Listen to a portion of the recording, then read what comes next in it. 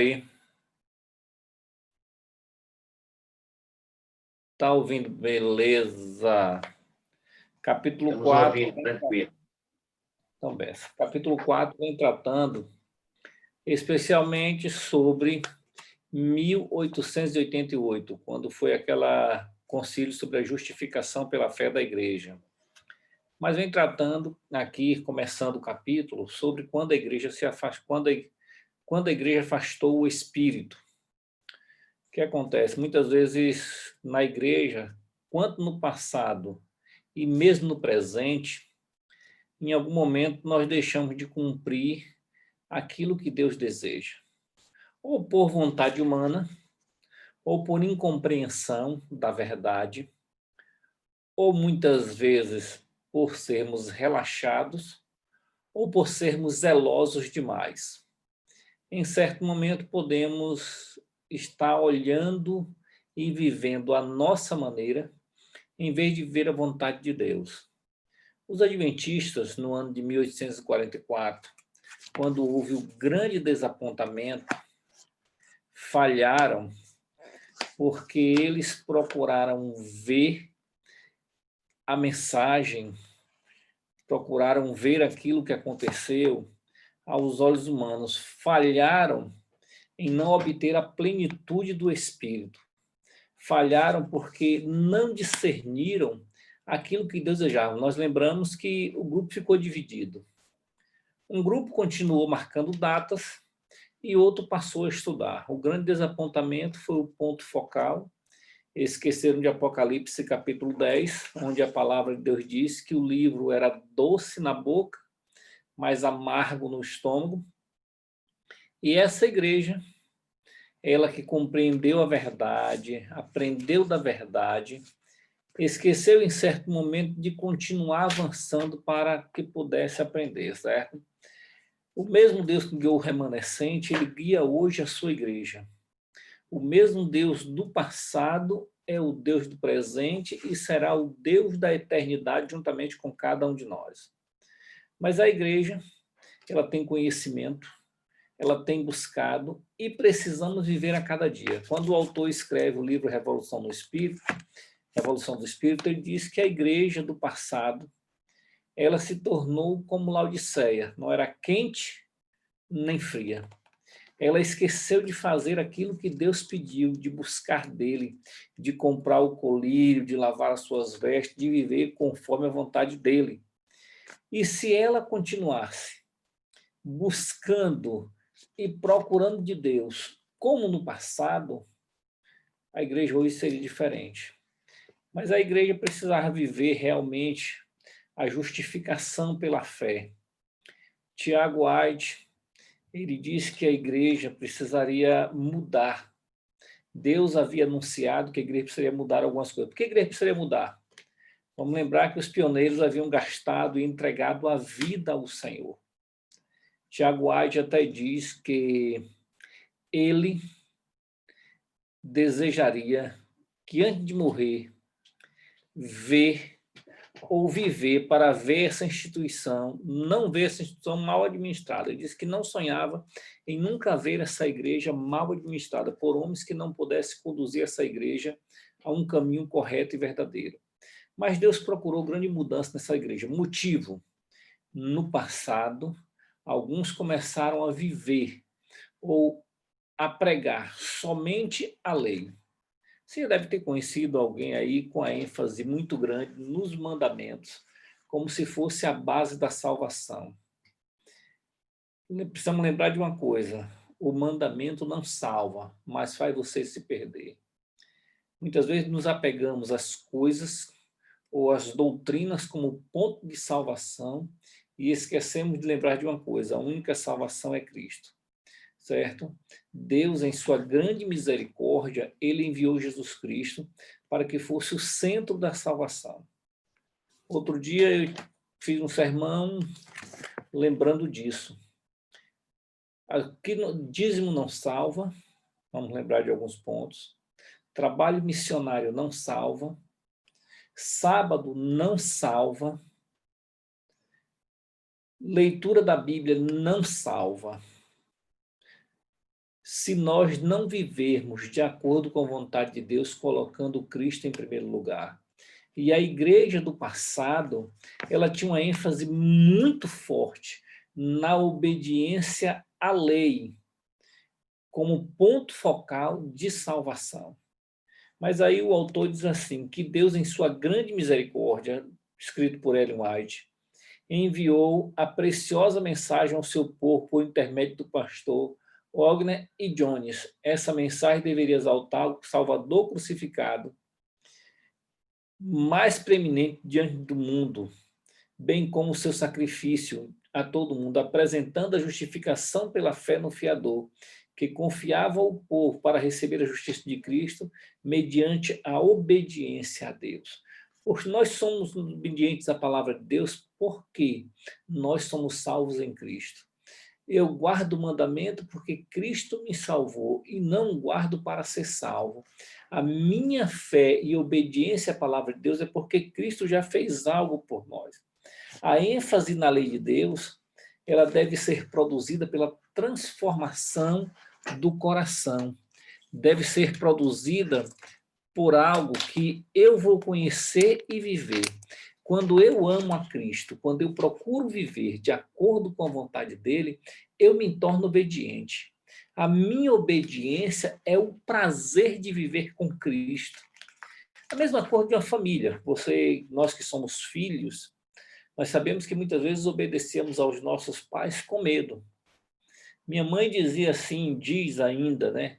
Ela está viva, mas na época que eu estava sob os cuidados dela, ela dizia, menino, faça isso, senão a gente vai ter uma conversa. E eu prontamente tinha que obedecer, muitas vezes por medo. Mas quantas vezes eu lembro que minha mãe pedia, me chamava pelo nome, pelo apelido que ela colocou, faz isso. E eu, por amor à minha mãe, eu obedecia e fazia aquilo que ela pedia. E nós temos que compreender que a obediência é por amor, certo? O presidente da Associação Geral, em 1826, Arthur Danielis, ele admitiu que a igreja ela se tornara, em algum momento, cega e insensível ao coração. Ele disse que a igreja tinha perdido de vista a natureza do pecado e a incapacidade de perceber a condição em que ela vivia como laodiceana, certo? Lembrando que a igreja cresceu muito naquela época. Em 25 anos, a igreja cresceu 64%. A igreja tinha avançado. Da década de 1870 a 1880, a igreja tinha avançado agora na área missionária. A igreja estava avançando com instituições, a igreja estava criando escolas, hospitais, sanatórios, mas nós precisaríamos lembrar que foi a mensagem mais importante que aconteceu, foi que a igreja passou de ser apenas doutrinadores, porque os adventistas daquela época tinham ênfase muito forte na doutrina, eram conhecedores da verdade. Foi a época em que a igreja começou a ser conhecida como povo da Bíblia. A igreja adventista era temida por muitos. Até a época que agora, 20 anos, há 30 anos, há 40 anos atrás, 1980, 1985, a igreja tinha uma ênfase muito forte na palavra. Hoje nós somos conhecidos como uma igreja que não pode, e não no povo da Bíblia. Hoje, o adventista não pode comer carne de porco, o adventista é aquele. Se adventista, lembra daquele povo que não trabalha no sábado? Lembra daquele povo que não come carne de porco? Lembra daquele povo que não bebe café? Nós somos conhecidos por isso. No passado, a igreja adventista era conhecida pela sua ênfase na palavra.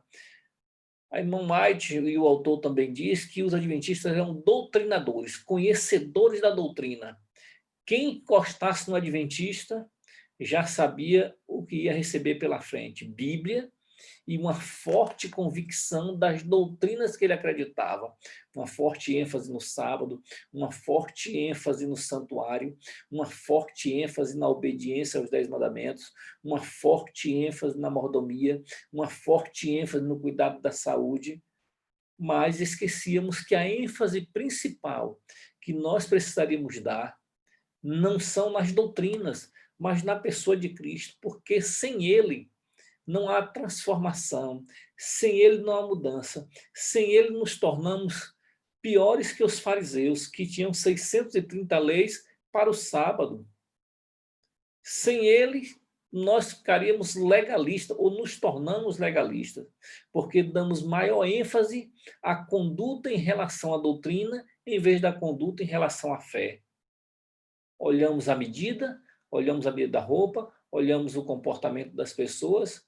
Eu lembro que eu fui pastor em um determinado lugar e tinha um irmão que, quando as mulheres chegavam, ele olhava a altura da saia.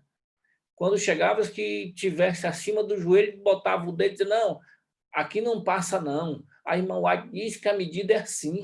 Você não está vestido correto para estar na casa de Deus, não. Uma vez chegou uma mulher de calça e disse, não, aqui não pode entrar de calça, não. Mulher não veste calça, quem veste calça é homem. Não, aqui a igreja não permite. E aquela ênfase nas coisas, em vez na pessoa de Cristo, que transforma o coração, certo? E a partir de 1838, a igreja começou a dar ênfase na justificação pela fé, mostrando que Cristo fez tudo por nós. É a ênfase das 3 mensagens angélicas. Lembram das 3 mensagens angélicas lá de Apocalipse capítulo 14? Se você começar a primeira, diz assim, vi outro anjo no céu, que vi outro anjo voando pelo meio do céu, tendo o evangelho eterno para pregar a todos que se assentam sobre a terra, a cada nação, tribo e língua. A segunda diz, e seguiu outro anjo dizendo, caiu, caiu a grande Babilônia. A terceira, e seguiu outro anjo dizendo em grande voz, se alguém adora a besta, a sua imagem, e recebe a sua marca na fonte ou na mão, também esse beberá do vinho da cólera de Deus, preparado sem mistura, do cálice da ira, e será atormentado pelo fogo e enxofre diante dos santos anjos e na presença do Cordeiro. Cada mensagem, todas elas enfocando e enfatizando a pessoa de Jesus Cristo. Foi a mensagem que a igreja tinha que dar para poder avançar. Então, precisamos hoje compreender e viver realmente a mensagem. O autor já fez aqui algo que o autor diz assim, essa foi a mensagem mais importante da igreja remanescente. Os adventistas acreditavam nas verdades gêmeas da fé em Deus e nos mandamentos. O problema era que isso era processado apenas intelectualmente. Impressionante amor de Cristo e sua obra em favor do pecador estava longe da experiência pessoal dos crentes. Assim, a igreja ensinava a verdade correta e alguns de seus membros tinham pouca experiência com seu poder transformador. A igreja necessitava dos mandamentos de Deus e da fé em Jesus Cristo em sua própria estrutura. O assistente do anjo disse à irmã White. Então, nós precisamos aprender uma coisa. Nós precisamos, primeiramente, da nossa fé em Cristo. Com a fé em Jesus, todas as coisas mudam. Com a fé na ênfase dos mandamentos, nos tornamos legalistas. Precisamos ter um equilíbrio entre a vida com Cristo e a obediência. Se enfatizarmos a obediência mais do que a fé em Jesus, muitas vezes pendemos para um lado que vai desentoar com o que a palavra de Deus diz. Precisamos, primeiramente, exaltar a pessoa de Cristo, a sua obra, o que ele fez e faz por cada um de nós. Precisamos lembrar que a palavra de Deus diz, vinde a mim, vós que estáis cansados, oprimidos, sobrecarregados, e eu vos aliviarei. Aprendei de mim que sou manso e humilde de coração. Aprendemos que a áurea oportunidade, muitas vezes perdidas por cada um de nós, é porque em certo momento nós focamos na doutrina em vez de focar a Cristo. Lembro-me de um local onde nós fizemos evangelismo e a igreja era forte naquele lugar. Mas, quando nós enfatizamos uma parte e esquecemos da outra, fica difícil. Eu lembro que comecei a estudar com um rapaz ali, um senhor de um bom porte financeiro, um senhor de um bom conhecimento intelectual. E ele disse que gostava da igreja. Mas por que não ia à igreja? Ele disse, porque muitos ali, quando começavam com ele, já começavam dizendo, se você não guardar o sábado, não vai para o céu. Se você não guardar o sábado, nem a sua oração é respondida. Porque a palavra de Deus diz lá em Provérbios que aquele que desvia o ouvido de ouvir a lei do Senhor, até a sua oração é abominável. E nós começamos assim, nem todo aquele que diz Senhor, Senhor entrará no reino dos céus, mas somente aquele que faz a vontade de meu Pai. E dava uma cacetada e disse, eu não vou, porque o adventista é salvo pelo sábado e não por Jesus Cristo. E eu cheguei e disse para ele, esse texto é porque nós usamos muitas vezes errado, que esse texto não é para vocês, esse texto é para a gente. Porque aquele que eu desvio o ouvido de ouvir a lei, eu conheço a lei, o Senhor muitas vezes não conhece. Romanos diz que cada um é julgado pelo seu conhecimento. Muitas vezes eu estou dentro da igreja sem viver a verdade, estou dizendo Senhor, Senhor, mas não estou fazendo a vontade dele, porque a vontade de Deus é que eu ame a Cristo em primeiro lugar, que eu busque o reino dos céus e o restante será acrescentado em minha vida. Eu vou amar o pecador e depois conduzi-la ao caminho da obediência. A igreja no passado tinha uma ênfase muito forte na doutrina e na obediência, em vez da pessoa de Cristo. Então, em 1888, a igreja passou a ter um apelo forte para que nós vivêssemos a justificação pela fé, sabendo que Cristo fez tudo por nós, certo? Era remover a obediência principal no contexto de dizer assim, se você não fazer isso, você está perdido. Mas colocar na vida da pessoa que ele tinha que colocar Cristo em primeiro lugar e o restante ele faria por amor e bondade.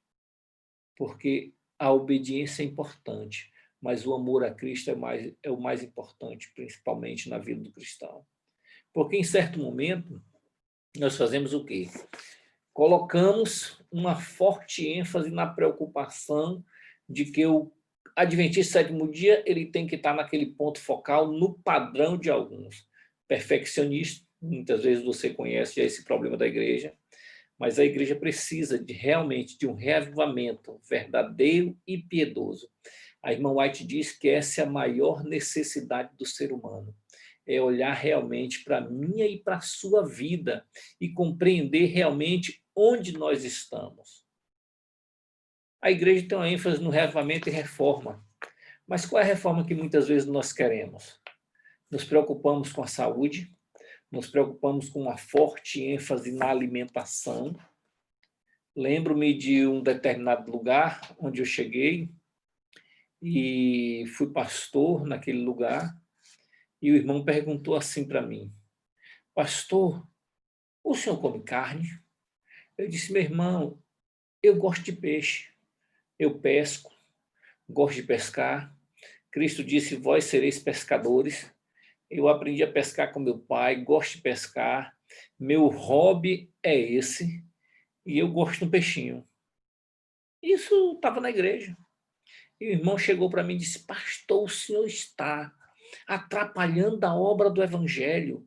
O senhor está denegrindo a mensagem da igreja. Porque se o senhor comer peixe, além do senhor não ir para o céu, o senhor está atrapalhando a salvação das pessoas. Eu disse, meu irmão, quer dizer que eu não vou para o céu. Ele disse, não, o senhor já viu o que a irmã White disse? Aí eu cheguei e falei com ele, meu irmão, dê-me informação. Cristo deu o que para os discípulos antes de subirem ao céu? Cristo não deu peixe ali para os discípulos? Mas a irmã White tem mais luz, pastor. Eu disse, então tá bom, já não converso mais com você. O senhor leu o que ela disse? Que se Cristo voltar, tiver alguém com um pedaço de carne na boca, ele está perdido.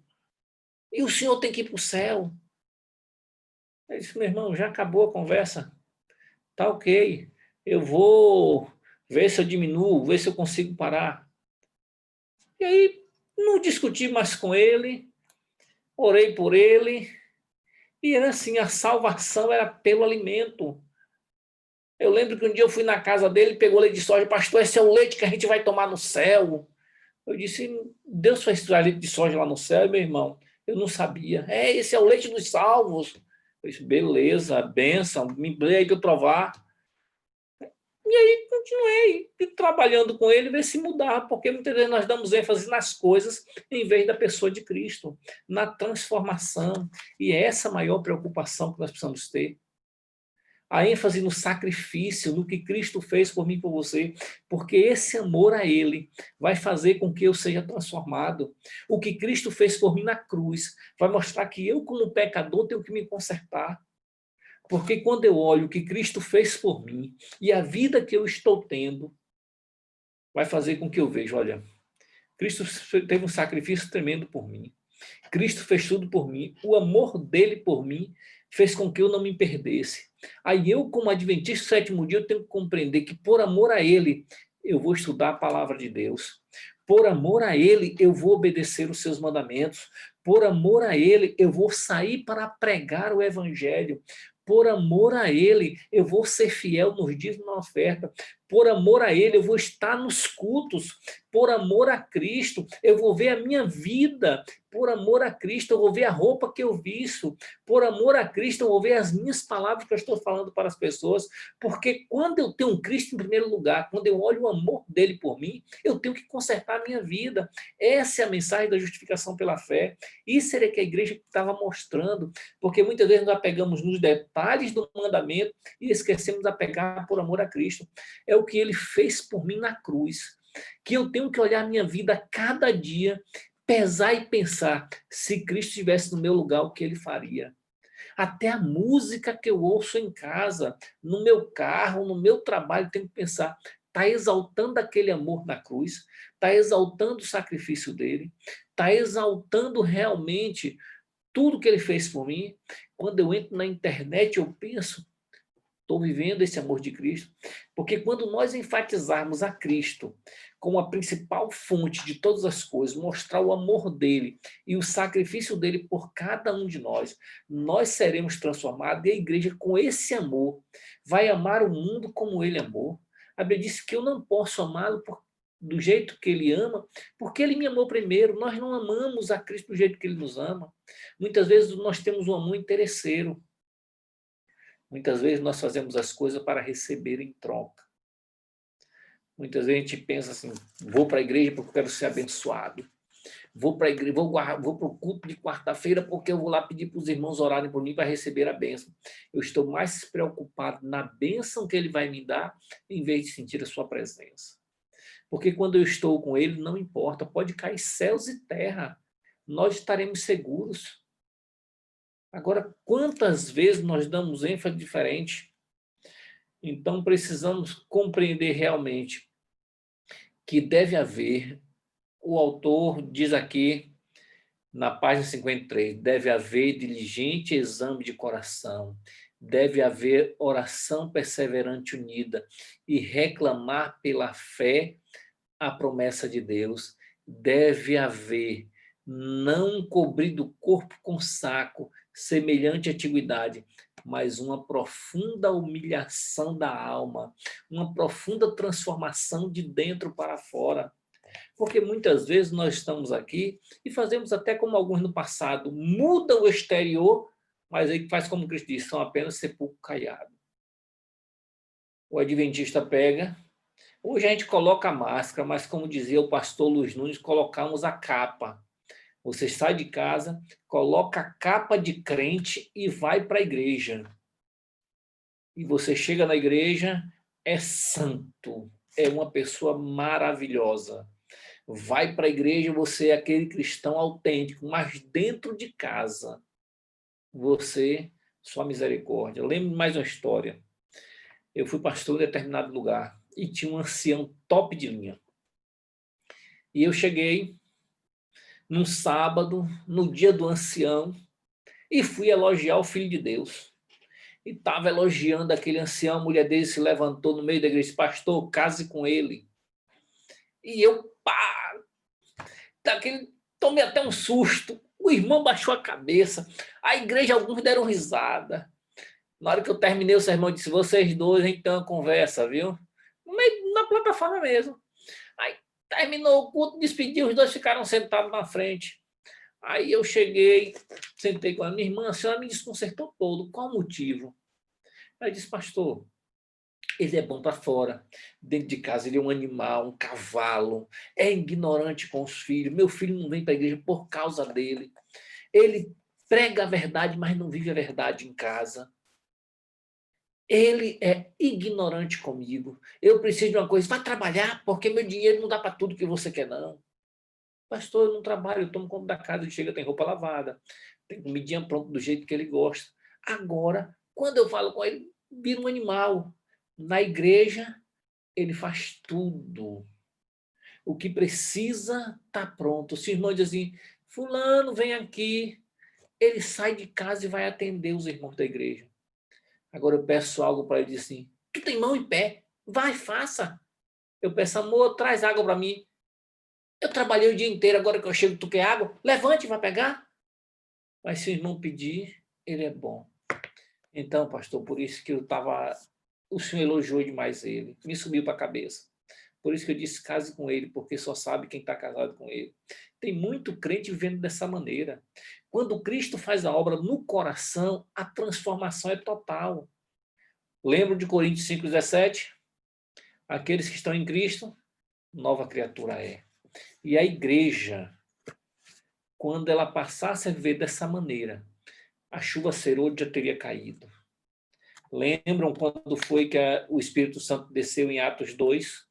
Quando nós olhamos, depois que a igreja se uniu em oração, houve humilhação sincera, porque antes os discípulos não oravam, não buscavam totalmente, um queria ser melhor do que o outro, um desejava realmente ser o primeiro, mas depois da ascensão de Cristo, onde a Bíblia diz que eles estavam unidos no tempo de oração, em oração, buscando a Deus totalmente, o Espírito Santo foi derramado porque houve uma transformação. Pedro que dizia, Senhor, não ore por mim, ore pelos outros, eu não te negarei. Agora humilhou o seu coração e buscava a Deus, e a transformação ocorreu na vida da igreja.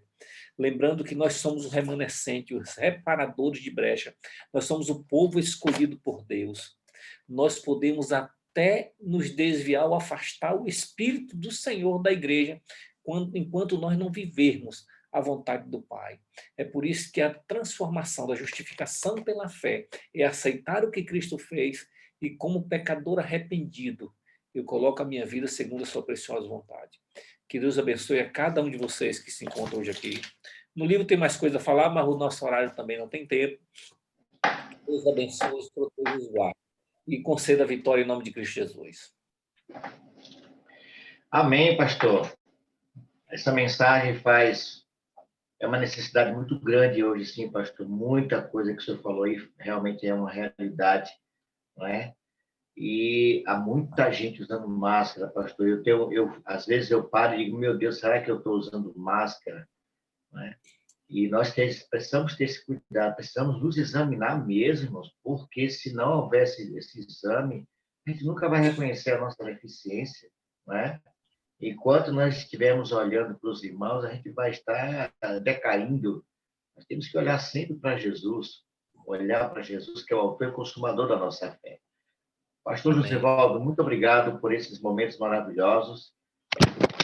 O meu celular acaba de cair aqui, pastor, mas ainda bem que ninguém caiu. Normal.